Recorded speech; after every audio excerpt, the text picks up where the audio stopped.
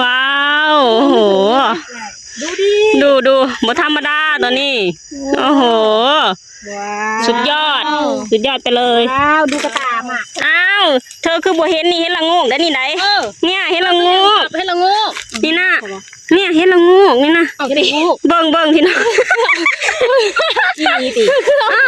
เนี่ยเห็นละโงกได้นี่ห่วยได้ของแกงใส่น้ำมันเละบ่บัดนี้เฮาใส่รวมกันมันต้องเละทางวะเห็นละโงกได้นี่เบิ่งรายงานออกมาเนี่ยอันนี้นี่บอลนั่งหาหน่อไม้พี่น้องเนี่ยเฮ็ดสบายดีพี่น้องมื้อนี้มาพบกับส่องบาดอนสาวตุกอีกแล้วมื้อนี้มาพอกันอยู่กลางทงไห่ทงนานะพี่น้องเนาะกำลังสิพากันไปหาหน่อไม้พาสาวกรุงเทพไปหาหน่อไม้นะพี่น้องกินมะม่วงสดๆพี่น้องกินมะม่วงสดสดๆจะไปหาหน่อไม้มากินหนังม่วงก่อนเนาะพี่น้องไปหาหน่อไม้เด้มื้อนี้ไปหาหน่อไม้เมื่อวานนี้ไปล่าจิรอมื้อนี้ไปล่าหน่อไม้เนาะเจ๊แมนมื้อนี้ไปหาหน่อไม้เด้อมื้อนี้เมื่อวานไปขุดจิรอมื้อนี้ไปล่าหน่อไม้ต่อกินมะม่วงก่อนมะม่วงแซ่บๆทางน่ะขึ้นละพุ่นขึ้นแล้วทางน่ะเห็นแต่ตีนพุ่นขึ้นแซ่บได้สูงแซ่บบ่สดเนาะเอาหน่อไม้เลยเตรียมให้สดค่ะป้าพี่น้องไปพอกันอยู่ป่าหน่อไม้เด้อแล้วป่าหน่อไม้เฮามาลงมือเจ๊ลงมือโซฟีมือเลยก็แรกนั่นกินแล้วสั่นมาเจ๊โซฟีมือ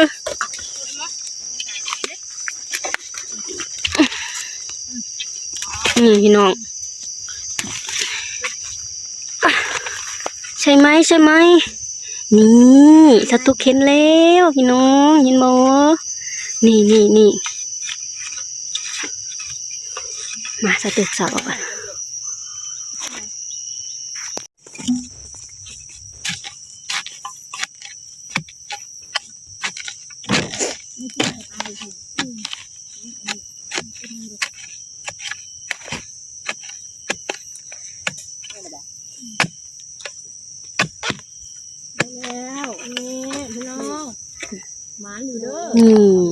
ได้แล้วพี่น้อง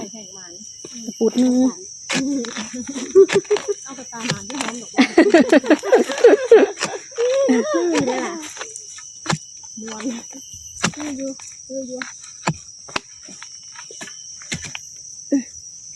นี่เฮ็ดนี่เลยล่ะนี่โอ้คือหมานแท้ว้าวเจ๊เขาได้โนโอ้โหว่าบ่ธรรมดาตัวนี้นั่งใส่เลยท่านั่งคนสวยว้าวโอ้โหดูบ่ธรรมดาตัวนี้โอ้โหสุดยอดไปเลยว้าวดูกระตามอ่ะอ้าวเธอคือบ่เห็นนี่เห็นละโงกได้นี่ไหนเนี่ยเห็นละโงกนี่นะเนี่ยเห็นละโงกนี่นะเบิ่งพี่น้องเนี่ยเห็นละโงกได้นี่ห่วยได้ของแกงใส่น้ำมันเละบ่บัดนี้เฮาใส่รวมกันมันต้องเละทางวะเห็นละโงกได้นี่เบิ่งรายงานออกมาเนี่ยอันนี้นี่บอลนั่งหาหน่อไม้พี่น้องเนี่ยเฮ็ดมันเนี่ยล่ะจับเฮ็ดพี่น้องเบิ่งน่าโงกดิเฮ็ดละโงกเด้นี่เอาสั่งว่าเถอะฉันคือสิหมานเนี่ยฮะเฮ็ดละโงกเหลืองนี่นะพี่น้องเอานี่สูนี่เฮ็ดละโงกนี่น่ะแม่นบ่ฮะมึงดูแม่นบ่แม่นดมแม่นอยู่แม่นอ่ะคือดอกหน่อยแท้เฮ็ดละโงกเหลืองเด้มันดอกหน่อยอยู่แล้วเอ้าสิสูครับว่าด้วยด้วยหั่นล่ะหาหน่อไม้อย่างเดียวตัวไหนแม่นกัดที่หน่อไม้เนาะสูเนี่ยได้เฮ็ดละโงกไปแกงบาทเดียวเนาะเดียวบาทเดียวนี่โอ้ขาวอีกต่างหากแม่นี่ขาวอีกต่างหากพี่น้องนี่ เนี่ยเห็นไหมจ๊ะฉันก็หมานอยู่คือกันเด้อฉันมาจากเมืองหลวงเป็น2 ปีละ ฉันก็หมานอยู่เหมือนกัน มันสอนกันบ่ มันสอนกัน อืม นี่พี่น้องเห็นบ่ ขาวๆเลยพี่น้อง นี่ โอ้โห ตัวนี้เราสับแล้วเราต้องเอานะ คือถูกฉันบ่ได้ได้นี่ 2 ยอดพี่น้องเลย นี่จะโนโน่ไหม มีแต่คนหมานเด้อมีไหน ว้าวฉันร้ายกว่า ตรงนี้น่ะ เนี่ยโอ้โหเจ๊ได้หลายกว่าพี่น้อง คงตุกดิ หลายบ่ ว้ายของฉันร้ายกว่า โอ้แม่เจ๊แล้วพี่น้องเจ๊เก่งกว่าหัก ดู โอ้โหเจ๊เขาได้อีกแล้วพี่น้อง ดูดิ โอ้โห เนี่ยของแสบได้นี่ แม่นอนนั่งดิ้นเลยเดี๋ยวนี้ ฉันสิคุดจะได้น้ำสิบุก่อนหาฉัน ซับเลย เย็นน้ำก่อนหานี่ น้ำก็ไหลได้ปะ มันต้องใส่ทานนี่ โอ้สวยพี่น้อง ว้าย นี่ของแซ่บเลยนี่หวานๆเนาะโอ้ยหมานเจ๊เอาหมานสิเต็มตะกร้าแล้วเนี่ย พวกเธอต้องยอมแพ้ดูสิ โอ้ว่าธรรมดา ดูดิความสวยของมันทำไมเธอไม่ดูเนี่ย สวย ดูดิ ตุกคือประมาณว่าตุก บริเข่าดิ เบิ่งฉันเมื่อกี้นี่ บริเข่า เนี่ยพี่น้องโอ้ยเจียมตัวนี้มันหมานตัวนี้ โตใหญ่เลยแม่ เนี่ยเนี่ยเห็นไหม ข้างในก็มีอีกพี่น้องว้าต้องคนกรุงเทพนี่แม่ พวกเธอมา เขาต้องยอมเด้นี่เขาต้องยอมเด้นี่ แพ้นะ ดูดิ โอ้โหป้า ไอ้เจ๊ฮะเดียว น่ะเขานั่งให้กำลังใจอยู่ดีกว่ามันนี่ พวกเธอเนี่ยว้า สุดๆแล้ว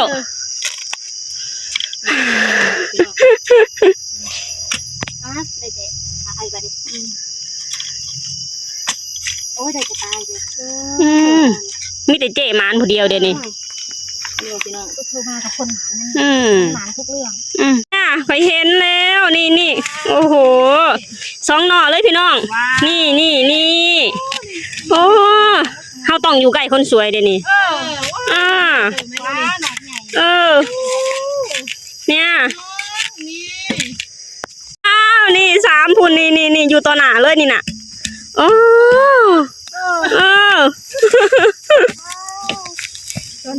น่ะมันซ่อนกันไหมน่ะสปายมันเลยสปายเลยไหม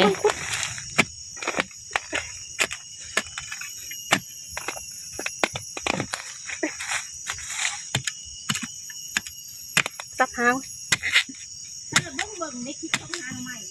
คอยก็หมักเบิ่งเลย เนี่ย เนี่ยสปายออกแล้วตัวนี้พี่น้องเลย พอได้อยู่นี่นะพี่น้องอันนี้แค่แล้ว บนตัวที่เป็นซิกเนเจอร์ อันนี้ใหญ่ชุด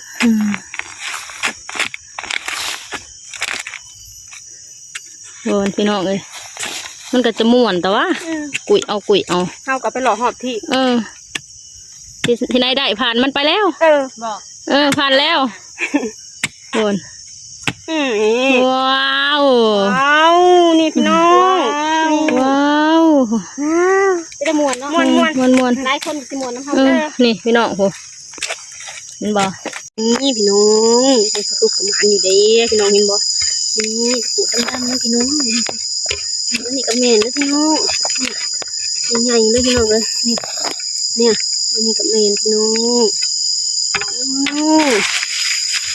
ว้าวเห็นบ่เนี่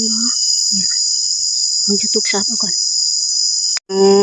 กอเดียวเด้นี่เนี่ยกอเดียวอันนี้ใหญ่สุดเลยพี่น้องว้าวเนี่ยพี่น้องเดี๋ยวมันก็เห็นเนี่ยพี่น้องเห็นบ่2 ตะปูเทียงกันเลยพี่น้องเห็นบ่เนี่ยหน่อขาวพี่น้องเจ๊เขาเห็นหน่อขาวโอ้ว้าว โอ้โห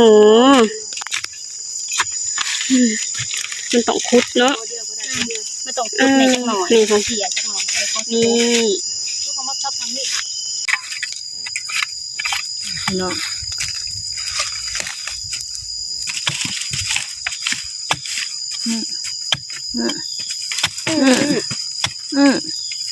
เตรียมข่อยคมพี่น้องเอ้ายับเขาไม่ได้จะป้ายแล้วเนาะ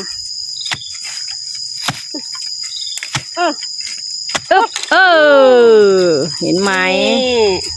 ว้าวใหญ่ ใหญ่มากเลยพี่น้อง ๆขุดเอาเลยเดี๋ยวนี้ขาวๆอวบพี่น้องเลย บักใหญ่ไหม ดูชี้ขุด ความสุข แยง บักใหญ่เลย พี่น้องหอดเทือนแล้ว รวมกันก็ได้หลายเติบเนาะพี่น้องเนาะ ใส่มีดใส่นี่สิ เอา ใส่มีดให้ทุกหายไปนี่อันนี้ผม น้องจักหน่อไม้ไว้เฮ็ดหมอก ภารกิจไงอยู่บ้านนอกบ้านนากันแบบนี้แล้วพี่น้องเอ้ย แม่น ใส่ชีวิตให้มีความสุข แม่น ใส่เวลาให้มีประโยชน์ให้มีคุณค่าในแต่ละมื้อแซ่บเด้นี่เห็ดแซ่บเลย อาหารแซ่บ สิหม้อ เหมาะกับสุปเนาะเจ๊ เหมาะกับสุก นี่พี่น้อง อันนี้คือแกงต้มแกงนะพี่น้องเนาะเริ่มจืดแล้วแหละต้มดนละ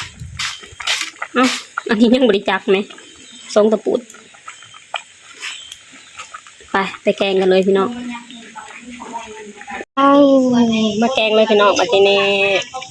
เครื่องแกงเฮาจะมีเห็ดเข็มเห็ดกระตุนหมากเนาะพี่น้องเนาะแมงกิโลแล้วก็กระดูกหมูเด้อว้าวนี่พี่น้องเดี๋ยวก่อนลูกเดี๋ยวเขากินลูกมาพี่น้องแล้วแกงหน่อไม้เฮา